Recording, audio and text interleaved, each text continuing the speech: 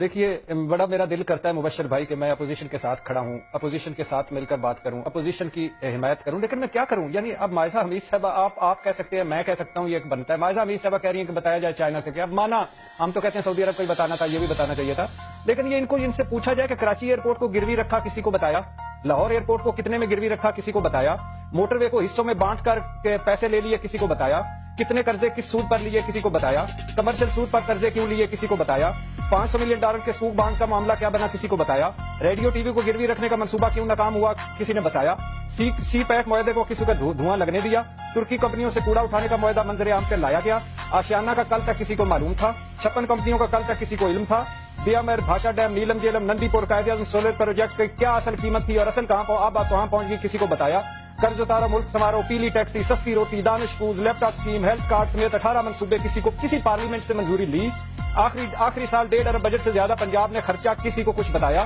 پنجاب کا خزانہ کیوں خالی ہوا کسی کو کچھ بتایا، میریٹ اور میٹرو اورنج پارلیمنٹ میں ڈسکس ہوئے اپوزیشن کو بتایا، چنیوٹ کے نیچے بہنے والے سونے کے دریا کا کیا بنا، رمضان شوگر مل کے لیے نالے اور پل سرکاری خرچوں پر کیوں بنے گئے کسی نے بتایا، کتنے فیصلے اسحاق ڈار نے پارلیمنٹ سے پوچھ کر کیے، کتنے فیصلوں میں اپوزیشن کو اعتماد میں لیا گیا، انہوں نے تو یہ کیا کہ 400 ارب کا سرکولر ڈیٹ ایک دن نیشنل بینک میں جمع کروا دیا، جس میں 52 ارب روپے اپنا جرمانہ معاف کر دیا، ان کا جرمانہ دے دیا پاور کمپنیوں کا۔ جب بلند اختر رانا نے سامنے کیس لائے، خورشید شاہ ان سے ملے اور چودھری نثار صاحب ساتھ ملے، ریفرنسز، فائل، کیسز، FIR ان کو فارغ کر دیا، اور پھر اسحاق ڈار صاحب نے ایک شک آئین میں ڈال دیا اپنے اس کلاز میں کہ آئندہ میں کچھ بھی کروں گا، پیسے لوں گا دوں گا، مجھ سے کوئی نہیں پوچھے گا، میں خود بتا دیا کروں گا۔